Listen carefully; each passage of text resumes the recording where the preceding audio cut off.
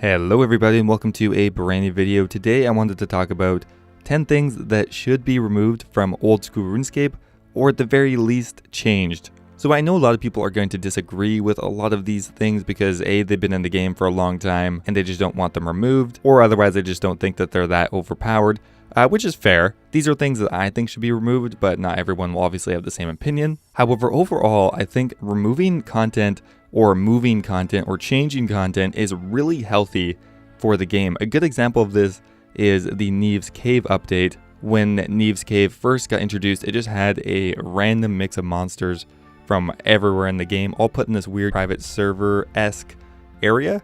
However, there was an update to Nieve's Cave where they moved the monsters to be in more lore-friendly areas or just more thematic to that area. So now that content was actually removed, we have a healthier game, a game that makes more sense, and is generally just more balanced and gives more variety for players doing Slayer, and there's no reason this can't be the case for these 10 things I'm going to mention here. Anyway guys, hope you enjoy and let's get started.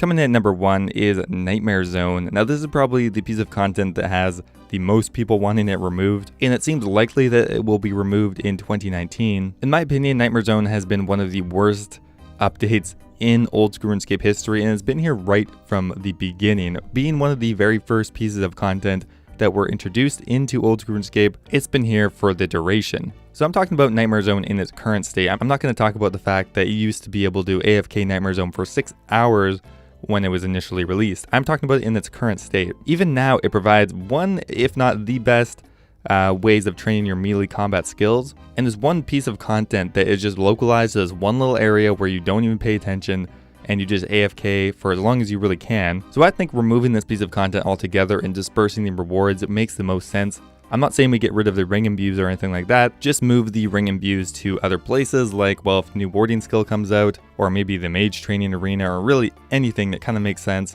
and just gets it out of that Nightmare Zone shop. So imagine for a second that Nightmare Zone isn't in the game.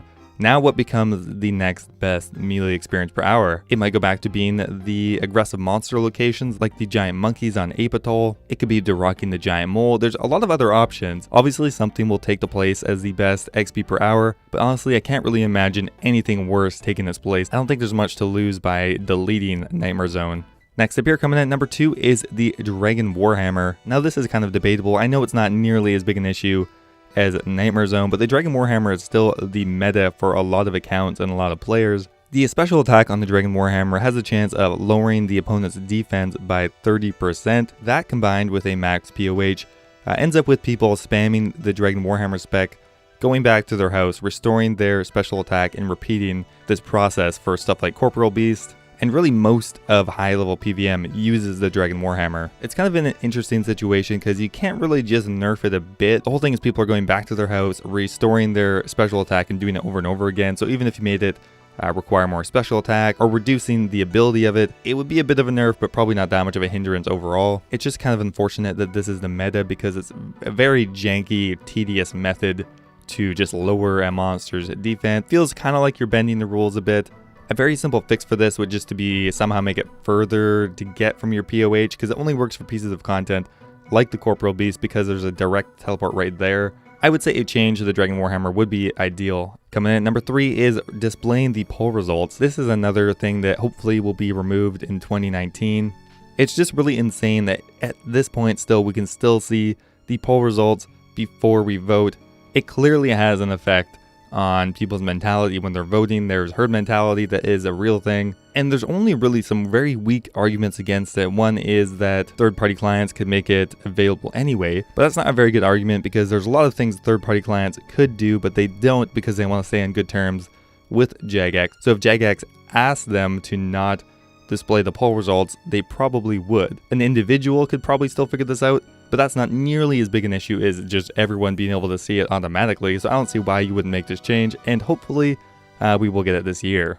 Coming in at number 4 is content that requires world hopping. Now what I mean here is stuff like hopping around to buy items from shops, or the Wines of Zamorak, or any piece of content that is quicker to hop between different worlds as opposed to just waiting on the same world. Now clearly there is a easy fix for this. They could just make it so you can't hop worlds so much, but that is worse because at that point people will start getting annoyed because they know it's quicker to hop between worlds, but then you're just getting limited. It's really annoying getting booted out of the game That's very frustrating. So really what would need to happen is the content needs to be balanced around the world hopping feature. Stuff like Wines of Zamorak, that content could easily be changed so that you don't need to world hop. There was a pretty good suggestion a while ago about the Wines of Zamorak being kind of a little agility course where you run around and you try to avoid being seen by the monks of Zamorak, and you just kind of pick up the wines and you run around, and it takes about 20 or 30 seconds, but you're at least interacting with the game while you're picking it up. Just waiting around and telegrabbing the wine and then hopping worlds isn't really engaging or fun content. And the same thing could be said for buying items from shops, although that's a very hard fix because there are just so many shops out there. And then one thing they could do is maybe make it so you can hop like 3 times every few minutes or something like that, and then increase the quantity of each world by quite a bit. That's still not really an ideal solution, and it's kind of just wishful thinking. Coming in at number 5 is the direct teleport to the Corporal Beast. Now this is kind of linked to the Dragon Warhammer point I was making before. However, why is there a direct teleport that you can buy right from the get-go on the Ground Exchange that brings you right to the Corporal Beast cave? It seems a little overpowered, and I'm pretty sure in RS3 there was actually a quest requirement to using the Corporal Beast teleport. This could be an ideal solution to the Dragon Warhammer problem at the Corporal Beast, either making it a tradable item that is kind of too expensive to make it worth it to be spamming it over and over again to reduce the Corporal Beast defense with the Dragon Warhammer, or making it an untradeable item, or just giving it a high requirement, although that's probably unlikely because most people killing the Corporal Beast would probably have it anyway. Obviously there needs to be teleports available at level 1, but the game's necklace already offers quite a few teleports, some directly to a bank. We have the Ring of Dueling, we have the Amulet of Glory, we have the Combat Bracelet. I think some of these higher level teleports should have requirements or at least cost more. The best part of Oldschool Runescape is unlocking these teleportation methods by completing quests. It's all interlinked. It feels good when you unlock a more efficient way to do something because you completed a quest or got a requirement. And I think in older content there is room to improve on this. I don't think we necessarily need to wait for new content to integrate in. We can just do that with existing content as well. Now coming in at number 6 is the Duel Arena. Now admit this does not really go in line with my other argument, which is by deleting content it helps disperse it elsewhere. This is not one of those things I think you want to disperse to other parts of the game. However, I think a lot of people, including myself, probably would just like to see the Duel Arena removed. It is pretty toxic and it kind of just supports a weird subset of this community. So if we imagine the Duel Arena doesn't exist, so what happens to all those players who are looking to gamble or looking to chuck their bank? They have to go to the wilderness and fight people, which will be ripe with scams or interruptions or generally just headaches trying to get a fair fight, or you run through a bot or a third-party service. It's very similar to a drug addiction in my opinion. By being given a safe spot to chuck your bank, you're less likely to get scammed, less likely to get harmed, and overall gonna have a better time. Coming in at number 7 is the Toxic Blowpipe. The Toxic Blowpipe has been pretty much the best in slot range training weapon ever since its release. While it can be very costly to use, it is the best weapon for bossing. It's the best weapon for training range, pretty much in any circumstance where you want to do the most damage. The only time where you would not use a Toxic Blowpipe is when you're fighting a lower level monster or something that's not very cost effective to kill. Now I'm not saying we remove the Toxic Blowpipe. It is a cool weapon and it is filling somewhat of a niche, but we definitely should make it less powerful to some degree. Either get rid of the poison effect or just reduce its attack speed a bit, I don't know. But it would be more fun to be taking different weapons to different areas. They really are trying with ranged, like with the Dragon Hunter crossbow, although that is extremely overpowered as well. That's probably the second most overpowered ranged weapon. But I think items like the Dragon Hunter crossbow are moving more in the right direction. It gives you more progress goals if for different bosses you're going to need these different high level weapons instead of just needing a 5mm Toxic Blowpipe or however much they are right now. But for example, if the Toxic Blowpipe was just gone, well, the Dragon Hunter crossbow would be best in slot at any of the dragon bosses. Then maybe the Armadillo crossbow would be best in slot at most other places, or even the Dragon crossbow. I forgot about that entirely. Yes, this would probably be a big nerf to Slayer and ranged, but I think giving other pieces of content more room to shine is always going to be better for the game.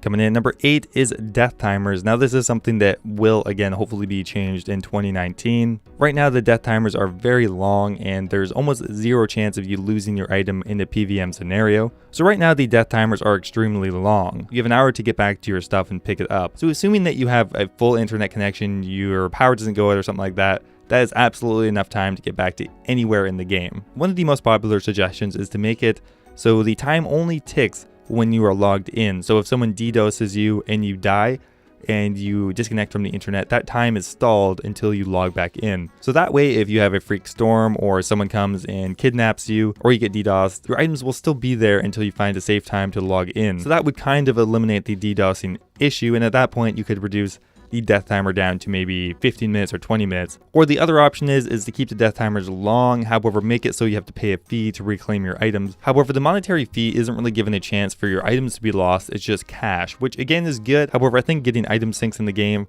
is generally going to be more challenging, and this is one of the best ways that we could do that. Coming in at number 9 is removing resource drops from Slayer monsters and boss monsters. Unfortunately, PVM has kind of been the complete death of skilling. Almost all resource items are actually quicker to gather just by killing Zulrah or killing bosses or killing Slayer monsters as opposed to gathering them normally. If you look at stuff like flax being like 2 GP each, there's literally no point to pick it up. You might as well kill Zulrah, kill Karasks or any other PVM monster. Logs, ores, food, all of that is easier to obtain by high level bosses as opposed to gathering it normally. Yes, there are profitable skilling methods, but more often than not, those are new pieces of content that were specifically made within the Oldschool Runescape meta. So by deleting resource drops from some of these high level monsters, you're going to be increasing the value of harvesting them in their normal way.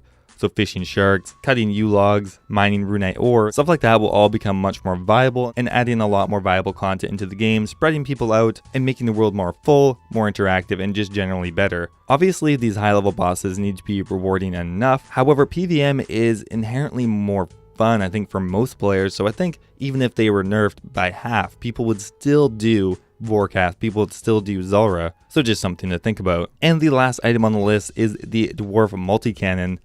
If you think of the multi-cannon now, and if it was pulled right now, there is no chance in hell that would ever pass into the game. Just imagine the poll. Would you like a dwarf multi-cannon introduced into the game? It will increase your ranged experience by double.